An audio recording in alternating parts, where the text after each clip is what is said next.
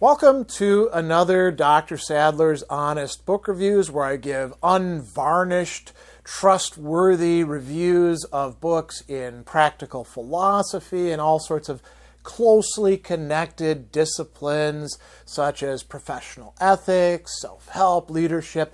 The book that we're going to be looking at today, which is by Julian Baggini, The Great Guide, What David Hume Can Teach Us About Being Human and Living Well, fits really solidly into the purview of the series. And I will tell you at the beginning that I am unreservedly recommending this book for anybody who is interested in intellectual history, in philosophy as a way of life, in David Hume himself, and in philosophy more generally. I think it's really quite an admirable study here that's doing a lot of different cool things and doing them quite well. This is a pretty recent book, 2021, Princeton University Press. It's gotten a lot of discussion already, but I'll see if I can add something to it for you that might help you decide whether you want to get your hands on this. Now, you can, of course, go to a local library. They will probably have a copy in their newer book section.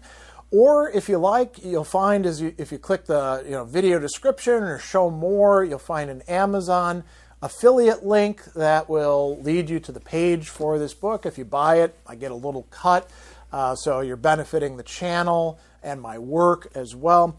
So I'm going to talk about a number of different things in this review, and that'll give you a good sense about what is going on with this kind of unusual study of David Hume.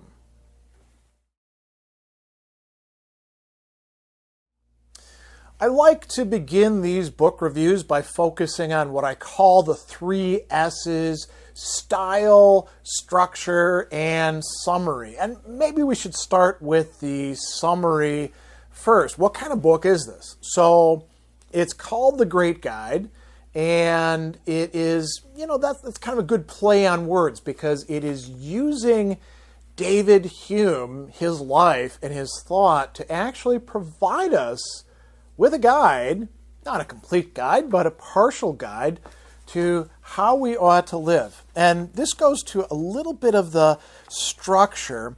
This is an unusual book in that it has an appendix at the end, which is titled Humean Maxims and Aphorisms. Now, some of these are directly from David Hume. Some of these are derived or summarized from Hume's work on the part of Baggini.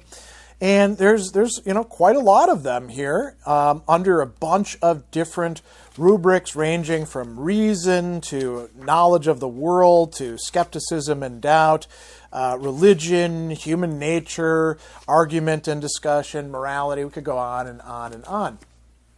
And these are meant to provide a sort of way of understanding ourselves and of living well, living better, trying to make progress towards that. Something else that I think is really kind of cool about the book, the way it is set up. So there's a number of different chapters. They have, nice big headings. Not everything in each chapter necessarily fits what you would expect to find in the chapter, but it's set up both chronologically, beginning with Hume and his beginnings and ending with Hume's death and his influence to a certain extent, and then looking at all the other stuff along the way, but introducing thematic topics. So, Hume is very important for talking about and providing us with interesting analyses and arguments about religion. And what we find is that much of this is going to be put off until a later chapter. We're introduced to Hume's works, his travels, his occupations, and they all kind of fit together within the structure of these chapters. They all also incorporate, at certain points, these maxims or aphorisms that we've talked about already, and Baggini will put these into, if you can see here, the bold print that you see to set them apart and signal them to us. It is an intellectual biography, so the job of this kind of text is to not only tell us about Hume and what he thought, but to provide us with context, historical context. Where does Hume fit in? How is he being influenced? How is he influencing others? What sort of reactions is he provoking? What are his connections with the other people, whether intellectual or economic or political, of the time and the movements that are happening? Prime example of this is the discussion of Hume and his relationship not just with the Parisian salons, but later on with Jean-Jacques Rousseau, kind of a darling and also, a polemical figure, we'll just say, right? So that's quite important.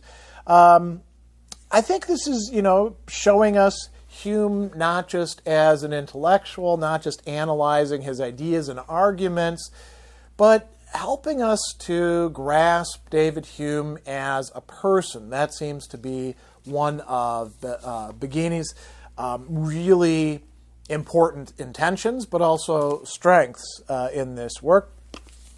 And he does say something quite interesting, and I think this is a good strategy to use. He tells us that he aims to put, he says, I'm going to use a lot of Hume's own words simply because I find them so elegantly crafted. I can't see how paraphrasing improves them. I know many people find Hume difficult to read because of his 18th century style with its long sentences and archaic vocabulary, but within these seemingly meandering and long-winded texts, there are so many gems. And Baggini is doing an editor's job here, picking out the ones that are going to be most effective for us as readers, grasping what is going on with David Hume. There is one other thing I want to bring up, and this is very early on as well. This is in his section, Scotland's Hidden Gem. He says, Hume didn't just write about how to live, he modeled this good life. He was modest in his philosophical pretensions, advocating human sympathy as much as, if not more than, human rationality. He avoided hysterical condemnations of religion and superstition, as well as overly optimistic praise for the power of science and rationality. He exemplified a way of life that is gentle, reasonable, amiable, all the things public life now so rarely is. And he goes on and he says, what Hume said and did form equal parts of a harmonious whole, a life of the mind and body that stands as an inspiration to us all. I want to approach David Hume as a synoptic whole, a person whose philosophy touches every aspect of how he lived and who he was. So now this points to what is going on in the work. To do that, I need to approach his life and work together.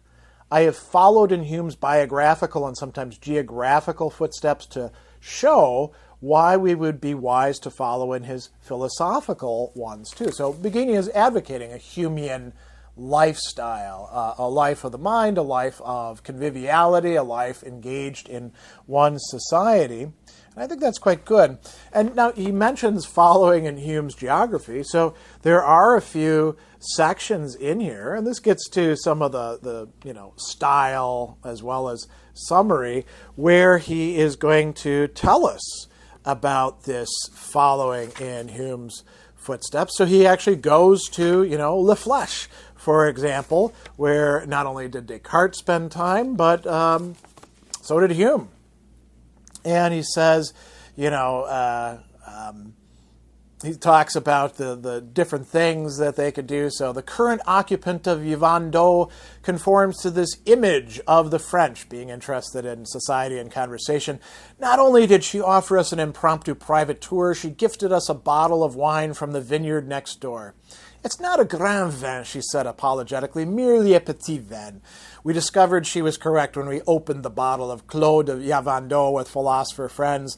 Despite being closed with a champagne cork, the wine was a red and only slightly sparkling. So he's talking about this sort of stuff, and he says, it's the kind of pleasant, easy-drinking rustic wine that's produced all over continental Europe and is probably closer to the style of wine Hume would have drunk than the modern, stronger varieties, right? So it's kind of an interesting little digression there. There's one other I had my eye on to bring up with you and to tell you about from the text.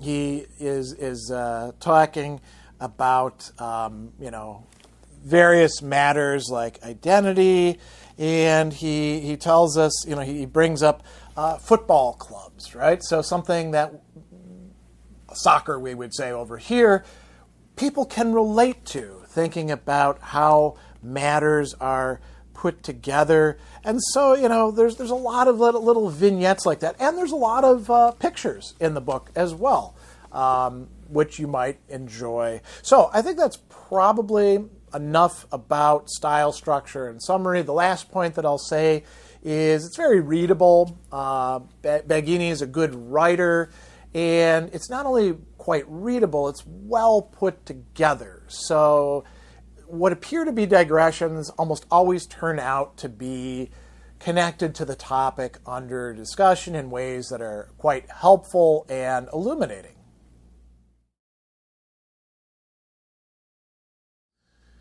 So what are the main ideas or main points of this work? We've already talked a little bit about Baggini's advocacy of David Hume's thought and life as a kind of model for us in the 21st century that we can draw upon despite the difference in time and culture and even to some degree language. Those of us who are English speakers today don't speak the language of Hume's time, right? 18th century England and Scotland, right? But there's a lot that we can draw upon, and that is a constant point. I think another thing, very big picture, that Baggini is bringing before us is that Hume himself had multiple interests, a very broad set of interests. He's fairly omnivorous. He will take part in discussions with all sorts of people. He's not just a philosophical figure, but also writes literary essays, engages in criticism, and he even writes a very important history of England. And so he's developing all of those things. And why is he doing that? Baggini makes a good point. We tend to think of philosophers according to the model of academic philosophers, those who work in colleges and universities, and tend to be rather specialized.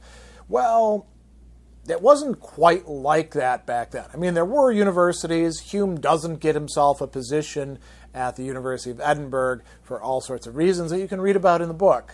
But he probably did just as well being outside of the university as he did within it, and that's because of his broad range of topics that he's caring about. There's a very interesting discussion early on about who Hume is engaging with, reading. The Stoics, for example, Hume does draw upon them at certain points, but rejects a lot of their ideas.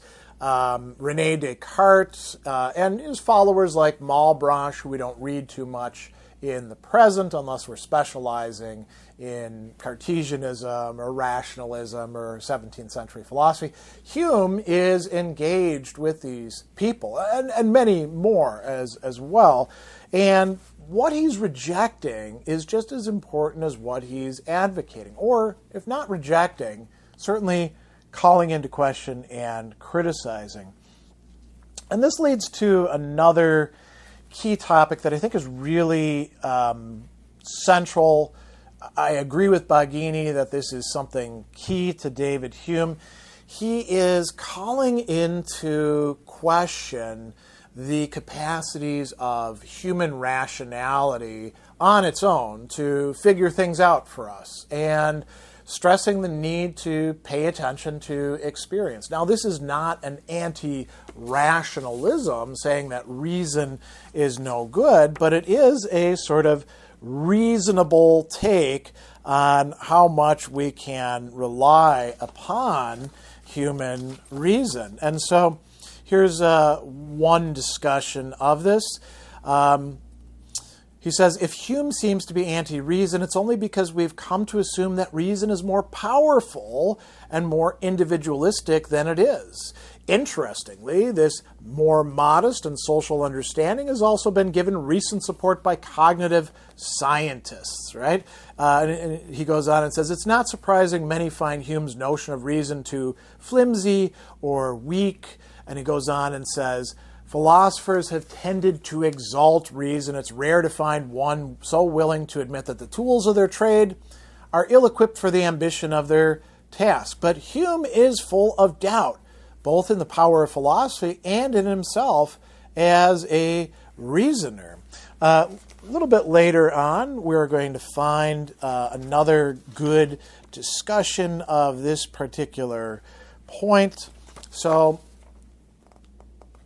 he says, a great psychological insight is that although we like to think we're reasonable people who base our conclusions on sound arguments, a lot of the time we simply use our intellects to rationalize what we already believe. This is often thought of as one of modern psychology's great revelations, but Hume was there nearly 300 years ago.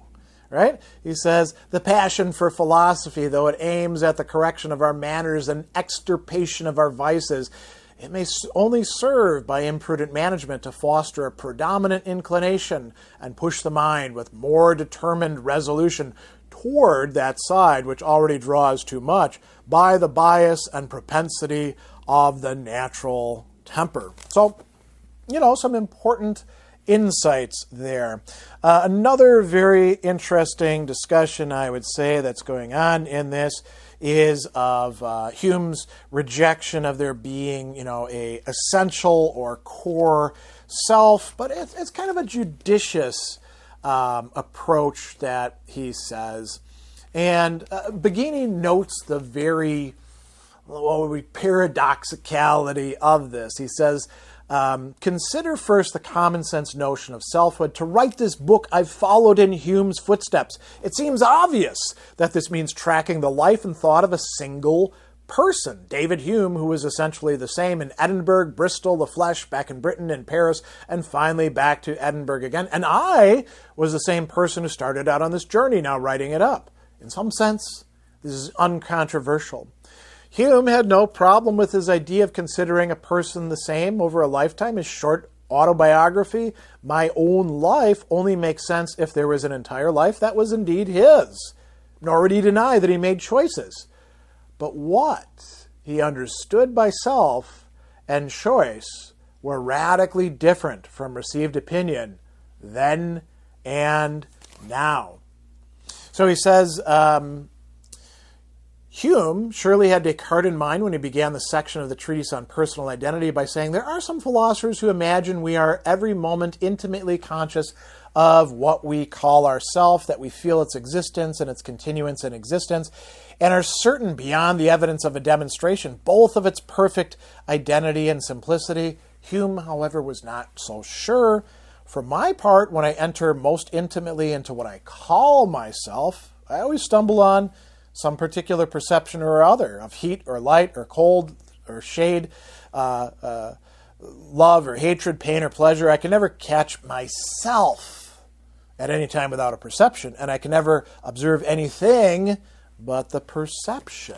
So there isn't any truly lasting self, according to Hume, as we would think there is. And we're going to come back to that in just a bit. Another great discussion takes place about Hume and what we call compatibilism and free will. Do we actually have free will with like capital F, capital W? Hume thinks, not really, but we do have some measure of choice and freedom, and explaining that is something quite important.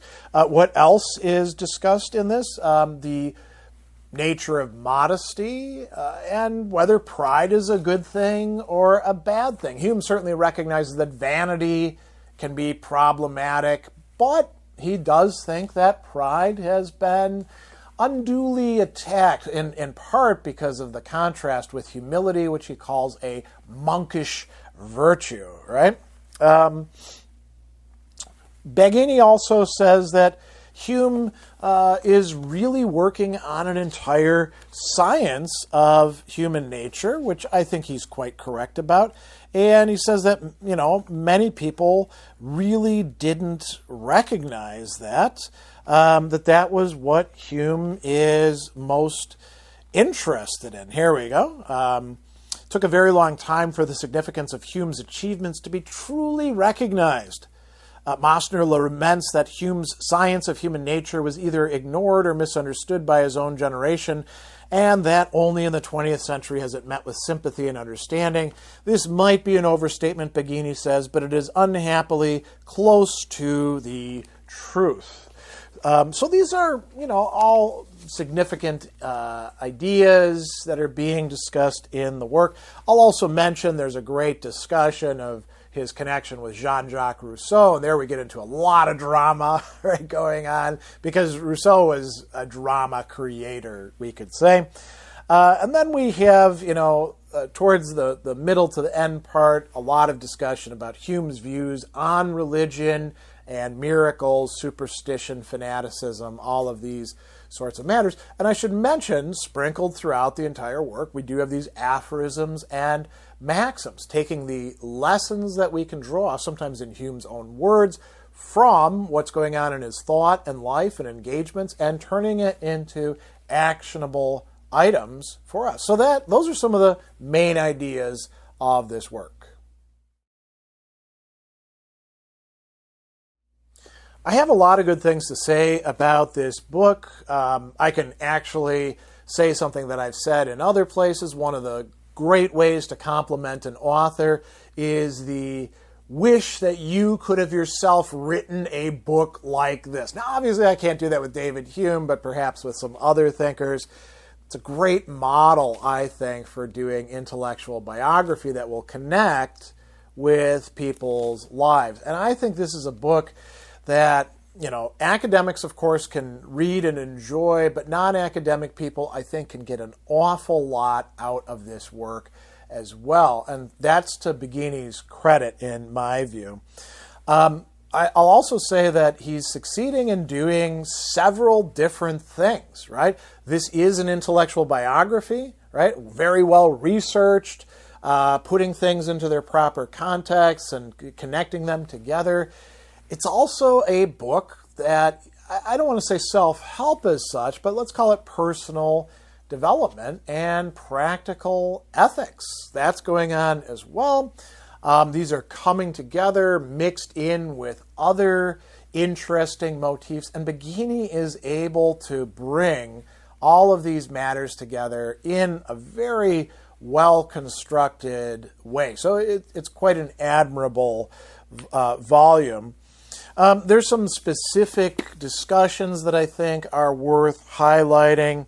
It's got a great discussion of Hume on one of the key ideas that we associate with him, the critique of cause and effect, or what we call causality. And Baggini will tell us Hume's ideas about causation and the conformity of past and future are not simply empty assumptions with no philosophical justification. Rather, they are philosophical conclusions with no logical justification. Instead, the justification comes from experience. So he's making some important distinctions there, and he says we can know by carefully attending to the world that without belief in cause and effect, no reasoning about matters of fact is possible. We know, thanks to Hume, that belief in cause and effect is not justified by reason or observation. Custom or habit is the great guide in human life.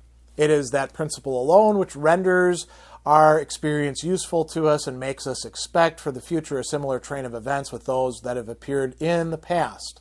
Right? So this is quite good. And he talks about what's clear in a reply to an all too common criticism, pressed most clearly in a review of the treatise. People are saying that Hume says anything can happen, anything can lead to any sort of thing. And Hume says, no, it's not quite so simple as that. And Baggini is good at sort of culling this out and showing us how caricatures of Hume, are not really David Hume. There's a very smart analysis, I would say, of David Hume on the self, and there is a feature about that which perhaps you may not find as attractive as I do, but I'm going to read it to you anyway, because as a heavy metal lover since I was a kid, it's kind of cool to see this. So he talks about thinking about the self changes. And Baggini says, as well as the proportion of change, so too the pace of change matters too, right? And he says, let's give an example. Consider a band. Of the 5 original members of Deep Purple, when it formed in 1969, only one is currently in the band. There have been several times when there have been more ex-Deep Purple members in other bands, such as Rainbow or Whitesnake, than there were in Deep Purple itself. Yet Deep Purple has an identity as a single band that changes over time, an identity that is distinct from other bands its members went on to join. Great example, one that I particularly like, and I think it's particularly apt as well. We could use other bands, of course, if people wanted to look at different ones. Another good point that Baggini is making within his discussion of Hume on the self, right, and continuity, is that we want to distinguish between identity and individuation. Not exactly the same things. There's practical differences between them. There's also a great discussion in there, and this is where the history part is coming in, of the contrast between the French Enlightenment, the siècle de lumière, that Hume is participating in with the salon culture and meeting these, sort of militant atheists, right? And the Scottish Enlightenment that David Hume is an integral part of, along with people like Adam Smith and many others as well. And I think this is quite good, because oftentimes people just talk about the Enlightenment as if it's the same thing everywhere around the world, basically happening in Great Britain and France, and to a certain extent in America, primarily in the New England colonies, and then in Germany. But the local differences are incredibly important, right? So Baggini is very helpful, I think, in bringing this out to us. Hume is, like many others in Scotland, adopting a more judicious, less radical form of enlightenment, or let's say style of enlightenment, than the French philosophes are. And the last thing I want to say about this, so, we use this term philosophy as a way of life, and, that's primarily the motto of Pierre Hadot, although many, many other people have discussed it under other rubrics. What Alistair MacIntyre is doing with tradition-constituted rationality is equally important.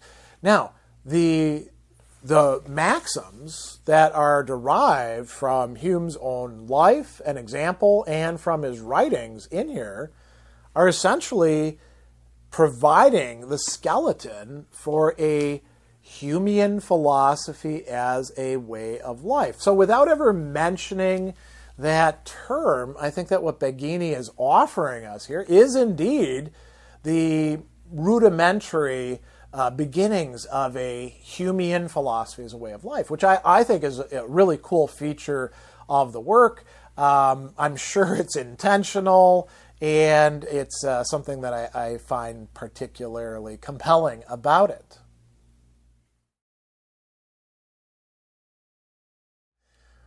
With most of the works that I review, I tend to find quite a few matters that are problematic, where somebody's messed up a little bit or overplayed their hand, and I don't really have much like that in this book, The Great Guide, by Baggini. There's only one thing that I picked out for myself where I'm like, yeah, I'm not sure I completely buy that interpretation.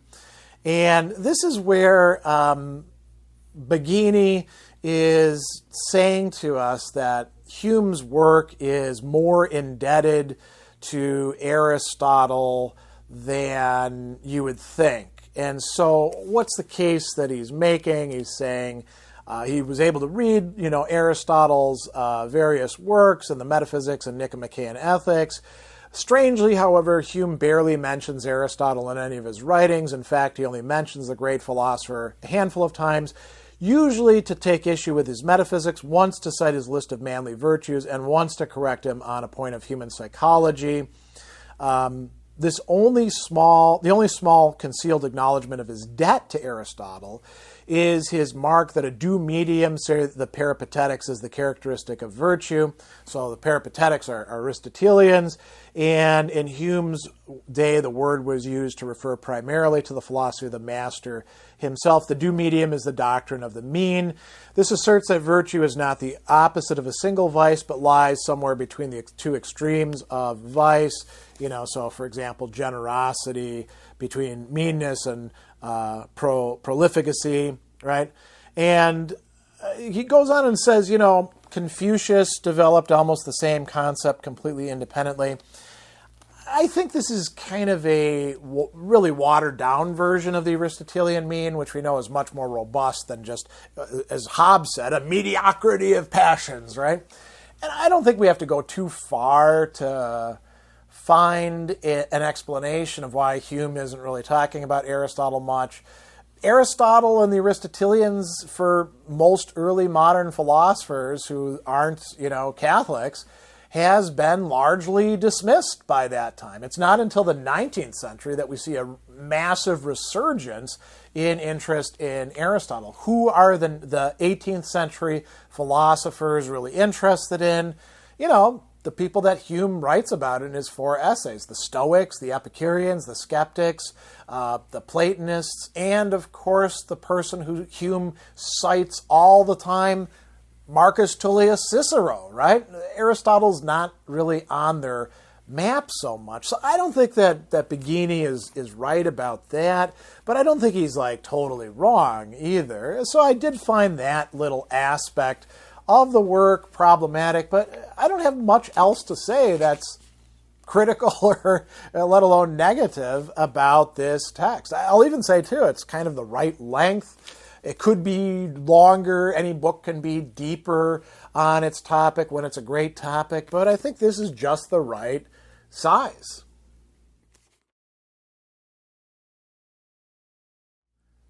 All right, so final thoughts about this book. As I said at the very beginning, I have zero reservations or qualifications whatsoever in strongly recommending that you acquire and read this particular book. I know I'm going to keep it and reread it because I think it's pretty good, And it would be interesting to see people trying to apply these very maxims about the work.